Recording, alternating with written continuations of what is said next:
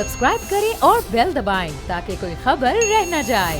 हमारे नुमाइंदे हमारे साथ मौजूद हैं। वर्दा लाहौर से जुनेद अहमद है, इस्लामाबाद से अल्लाह देता है। अल्लाह देता के पास चलते हैं। पहले अल्लाह देता बताइए, वहाँ पर महंगाई की क्या सूरत हाल है, लोगों का क्या रिस्पॉन्स है पेट्रोल की कीमतें बढ़ने पर?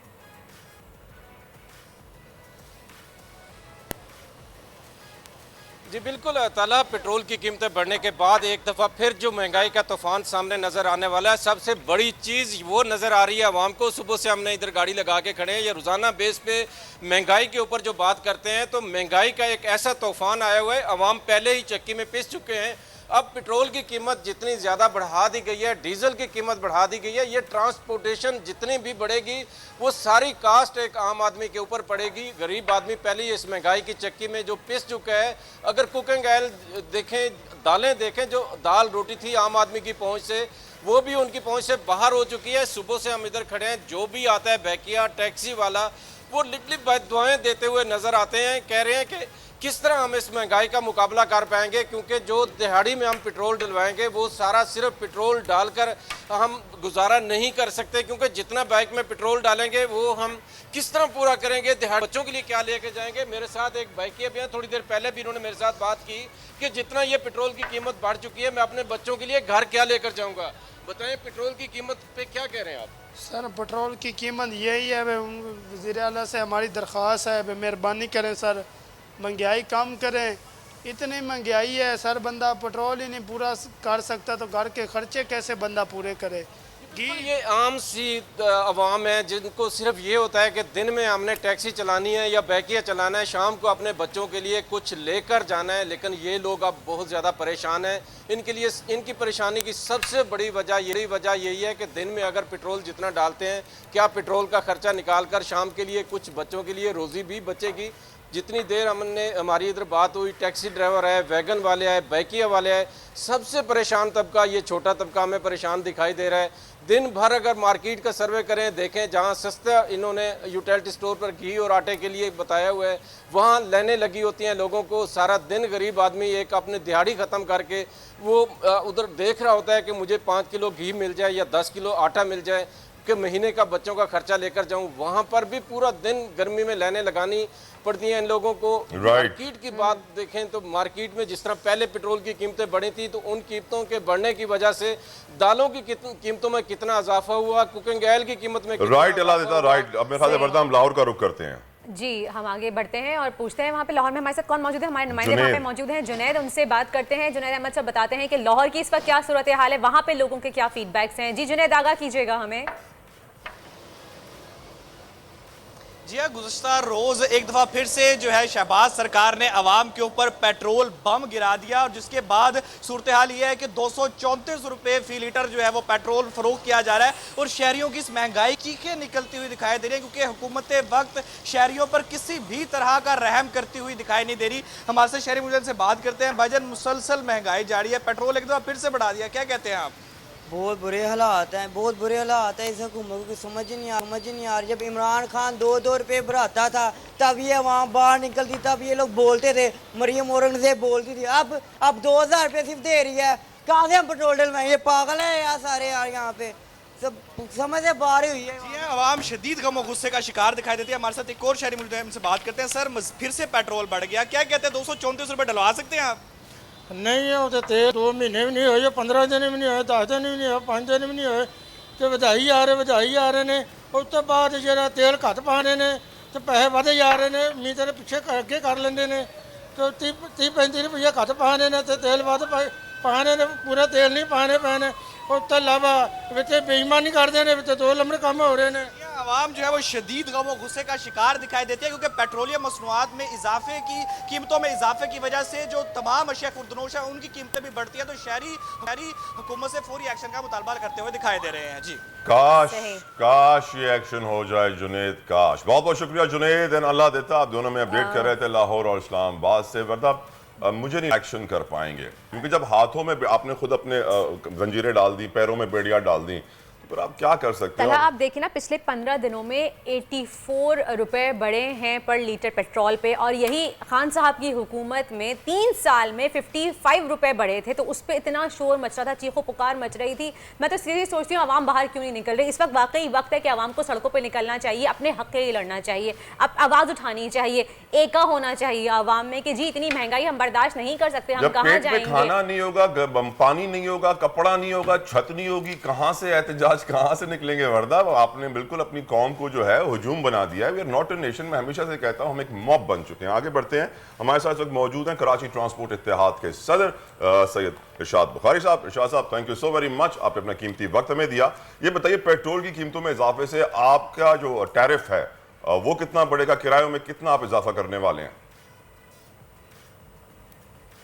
ये है कि इतना ज्यादा किराया कीमतों में इजाफा, 30 रुपए एक, 30 रुपए एक, 24 रुपए एक, 16 रुपए एक, ये मैं ये समझता हूँ कि किरायों में इजाफा तो बात की बात है, वो तो मजबूरन करना है, मरता क्या ना करता। लेकिन हम कितना इजाफा करेंगे, कितना लोगों से लेंगे, लोग कहाँ से देंगे, ये हुकूमत ने जिंदा दरगोर कर दिया है पूरे अवाम को, जिसमें ट्रांसपोर्टर भी, हम पहले से ही मर रहे थे। हमारे किराए कराची में तो 2011 से अभी तक नहीं बढ़े थे। अब ये कहानी जो शुरू हो गई है, अब इसमें तो हम यही हमारा, और हमारे पास कोई तरीका या इलाज नहीं है। हमारी गाड़ियां खुद खड़ी हो जाएंगी। हम ना तो डीजल डाल सकते हैं, ना बाडी के पैसे दे सकते हैं, क्योंकि बाडी की कीमतों में इजाफा, टायर की कीमतों में इजाफा, इंजन की कीमतों में इजाफा, वहाँ कोई कदम नहीं है। हुकूमत ने हमारे लिए जीना क्या कि पूरे अवाम के लिए मुश्किल कर दिया है। तो वे ट्रांसपोर्ट जाने, हमसे तो नहीं चलेंगी ये गाड़ियाँ। तो आप लोग इसके खिलाफ आवाज क्यों नहीं उठाते हैं? देखे जी, सियासी लीडर मर गए हैं, कहीं पता नहीं कहाँ दफन हो गए हैं, जो कौम के नुमाइंदे हैं। मैं तो ट्रांसपोर्टरों का नुमाइंदा हूँ, मैं आवाज उठा सकता हूँ। कह रहा हूँ कि अगर नहीं चलेंगी तो हम खड़ी कर देंगे, हुकूमत सुन ले, कान खोल के निपटा। इस्माइल साहब जैसे उनके बाप के कहने में गाड़ियां उनके वालिद साहब की कि वो मुफ्त चला रहे हैं, ये मुल्क उनके बाप का है, उनको शर्म नहीं आती। पता नहीं, बातें तो पहले वाकई सही है। मैं एक सियासी लीडर तो हूँ नहीं, लेकिन इमरान खान के दौर में जब बढ़ता था डीजल पेट्रोल तो ये कहते थे जी ये तो बड़ी ज्यादती हो गई है अवाम के साथ। अब वही अवाम है और इनको ख्याल नहीं आता। ये तो अपने आप को जहन्नम रसीद कर रहे हैं। अगले इलेक्शन में तो इनको कोई एक वोट भी नहीं देगा, मैं भी नहीं दूंगा। आपकी तो पुरानी बसों पर भी पाबंदी लगाई जा रही है कि पुरानी बसें नहीं चलेंगी अब। इनका बाप भी नहीं रोक सकता, ना ला सकते। ये पुराने नई बसें, अभी 40 बसें कुल इन्होंने अभी तक लाई है और बात करते हैं जी पिछले 5 साल में हमें कहा गया कि जी 6000 बसें ला रहे हैं। नासिर हुसैन शाह साहब अच्छे मिनिस्टर थे, हमसे बात की उन्होंने कहा जी हम आपको स्टेट बैंक से पैसे दिलवाते हैं 5 करोड़ 1 करोड़ की उस वक्त बात थी, अब तो 2.5 करोड़ और जी आप 10 लाख रुपए एडवांस दें, 90 लाख आपको जो है इक्विटी पे हम कर्जा देंगे और 5 साल के लिए कर्जा होगा, उसमें सूद भी नहीं होगा और हम आपको वापस करना होगा। यही करते करते उनका टेनोर गुजर गया। अब नई बात आ गई, कहाँ से बसें ला रहे हैं। मैं आपसे सवाल तो नहीं करता, लेकिन आपसे सवाल करता हूँ कि मेरी तरफ से आप उनसे पूछें कि कहाँ से बसें ला रहे हैं। करते करते तो 10 साल तो आपके दोनों टेनोर हो गए, कायम अली शाह का भी और मुराद अली शाह का भी। राइट बुखारी साहब, टेनोर लगा शुरू है। बहुत बहुत शुक्रिया। सदर ट्रांसपोर्ट हमारे साथ मौजूद थे इरशाद बुखारी साहब। उन्होंने वाज़ेह कर दिया कि ये मुल्क किसी के बाप का नहीं है, पाकिस्तानियों का है। और मिफ्ता इस्माइल साहब को भी, जो फाइनेंस मिनिस्टर पाकिस्तान के, वाज़ेह मैसेज दे दिया है कि ये एक्सेप्ट नहीं किया जाएगा। इतनी कीमतें जो बढ़ाई जा रही हैं ये काबिल बर्दाश्त पाकिस्तानियों के लिए बिल्कुल भी नहीं है। तलहा, आपको पता है कि करीम ने अपनी फूड डिलीवरी सर्विसेज बंद कर दी हैं। SWVL ने अपनी सारी ट्रांसपोर्ट बंद कर दी। SWVL ने पूरी अपनी अनएम्प्लॉयमेंट बढ़ रही है इस वक्त, बंद कर दी है। अनएम्प्लॉयमेंट दोबारा से बढ़ रही है। आपको पता है शहर के कई बेशतर इलाकों में 10 बजे के बाद गैस भी नहीं आती है। और शाह महमूद कुरैशी हमारे साथ मौजूद है, पाकिस्तान तहरीक इंसाफ के रहनुमा। उनसे ही बात करते हैं इस महंगाई के बारे में, उनका क्या कहना है। जी कहिएगा कि दोबारा से पेट्रोल की कीमतों में इतना इजाफा हो गया है, पेट्रोल की कीमतों में इजाफा होने की वजह से अशिया खुर्दनोश की कीमतों में इजाफा हो गया है, आवाम का बुरा हाल है, क्या कहेंगे आप? देखिए, इसमें कोई शक नहीं, जब से ये हुकूमत आई है, ये मखलूक हुकूमत 11 जमातों की, लोग महंगाई में इसे चीख रहे थे। लेकिन अब जो कल रात को 12 बजे एक नया बजट के बाद एक तोहफा आया है।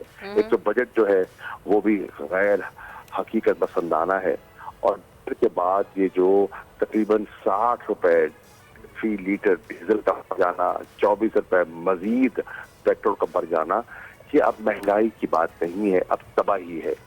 आज लोग कह रहे हैं कि इन फैसलों के बाद मुल्क में मईशत का पहिया चलना, कारोबार का चलना जो है, ज़राअत का, इस वक्त देखें, मैं मुल्क ज़राई शोबा बहुत बड़ा एम्प्लॉयर है, रोजगार मुहैया करता है। 60%। इस वक्त जो डीजल की कीमत हो गई है, तो यूरिया खाद की बोरी ब्लैक हो रही है पंजाब में 3000 रुपया की बोरी, और जो पानी नहीं है और ट्यूबवेलों के लिए बिजली नहीं है, 15 घंटे की लोड शेडिंग है, इससे ज़राअत बर्बाद हो गया। छोटा कारोबार जो है, लूम इंडस्ट्री वाला, कॉटेज इंडस्ट्री, उसको बिजली और गैस की कीमतों ने बर्बाद कर दिया है। अब मैं एक कल जगह बैठा हुआ था एक जगह, तो वो कारोबार करते हैं सारा ये घी और खुर्दनी तेल, उनकी जरूरत है उनकी अशिया के लिए, जो वो उनके प्रोडक्ट्स हैं। वो कहते हैं मार्केट में हम एडवांस जहां पैसा दिया हुआ है वहां हमें घी देने को तैयार कोई नहीं है। मुल्क में आम हवा है, मार्केट में एक हफ्ते से 10 दिन का स्टॉक रह गया है, घी अवेलेबल नहीं है।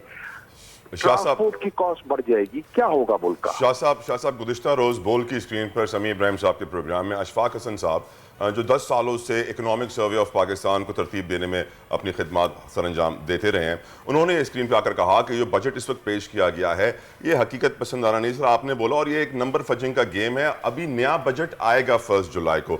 सर, मेरा आपसे सवाल यह है कि इस वक्त हम 3500 अरब रुपए सूद और कर्जों की मद में अपनी फाइनेंसिंग के लिए, डेट फाइनेंसिंग के लिए रख रहे हैं, हम लोग अफोर्ड नहीं कर सकते। मैं हमेशा से इस वक्त डिबेट कर रहा हूं, जितने भी इकोनॉमिस्ट हमारे पास आ रहे हैं, कि मुल्क के जो इस वक्त करंट हालात हैं, तारीख में ऐसे हालात हमने कभी नहीं देखे। हर चीज तारीख की बुलंद तरीन सतह पर है। लग कुछ ऐसा ही रहा है। वो कहते हैं ना कि temperature is 28 but feels like 34। कह रहे हैं कि हम डिफॉल्ट नहीं कर गए हैं, लेकिन हालात यही बता रहे हैं कि हम डिफॉल्ट कर गए हैं। और अगर हम डिफॉल्ट कर गए हैं तो सर हमारी नेगोशिएशंस IMF पे उस बुनियाद पे होनी चाहिए कि हम आपकी पेमेंट का सूद नहीं दे सकते, आपके प्रिंसिपल अमाउंट वापस करेंगे। बट सैडली नंबर फजिंग की एक गेम चल रही है, जो अशफाक हसन साहब ने भी कल हमारी स्क्रीन पर कहा, और 1 जुलाई को नया बजट आएगा। तो मैं हैरान इस बात पर हूं कि क्यों इदारे खामोश बैठे हुए हैं, क्यों हम लोग खामोश बैठे हुए हैं, और कितना हम मजीद बर्दाश्त करेंगे? शाह साहब, देखिए, तो अशफाक हसन साहब माहिर माशियात हैं और वो बजट को बहुत अच्छी तरह समझते हैं, उन्होंने बनाए भी हैं, वो प्लानिंग कमीशन को भी जानते हैं, वो सब चीज़ों को समझते हैं, वो पढ़ाते भी हैं, एक एकेडमिक भी हैं। जो कह रहे हैं दुरुस्त कह रहे हैं। ये बजट जो है ये लास्ट नहीं करेगा, इसके जो एस्टिमेट्स हैं ये लास्ट नहीं करेंगे, ये गेस वर्क है। अब आप कह रहे हैं डेट सर्विसिंग का जो आपने फरमाया इन्होंने बजट में रखा हुआ है, अगर रुपए की कदर गिरती चली जाएगी और अगर डॉलर बढ़ता चला जाएगा तो आपकी डेट सर्विसिंग तो ऑटोमेटिकली बढ़ जाएगी। जब से ये हुकूमत आई है आप देखें, रुपया आज 206 रुपया का डॉलर है, और मतलब ये जो इजाफा हुआ है 26-28 रुपए का जब से ये आए हैं, उससे अब अंदाजा लगा रहे हैं कि कितने अरब जो है हमारा डेट सर्विसिंग का बढ़ गया। क्या इस बजट में उसकी गुंजाइश है? नहीं है।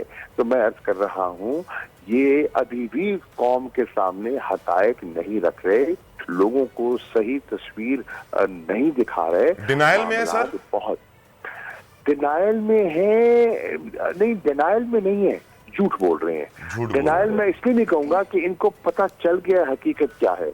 इनको पता है कि इनके पास कोई प्लान नहीं है, इनके पास कोई प्लान नहीं है, और तभी ये कतरा रहे थे और तभी ये कह रहे थे कि हाँ इंतखाबात करवा देते हैं और जान छुड़वाते हैं। लेकिन अब इनके गले पड़ गई है ये जिम्मेदारी, और अब ये ना एक कदम आगे लेना चाहते हैं ना पीछे हटने के काबिल है। अवाम जो है इस वक्त सीख पा है, अवाम मतलब मुतनफ़र हो चुकी है। लोग, मैं कहता हूँ, इनके घरों में बैठकर, हम जा रहे हैं, लोगों घर घर फिर रहे हैं ज़िमनी इंतखाबात के सिलसिले में, लोग घरों में बैठकर इनके बारे में जो गुफ्तगू कर रहे हैं, अगर इनके कानों तक पड़ जाए तो शायद ये बाहर ना निकलें। लोग तो इनके उम्मीदवारों के साथ वो हशर करेंगे या करना चाहते हैं जिनका इन्हें अंदाजा ही नहीं है।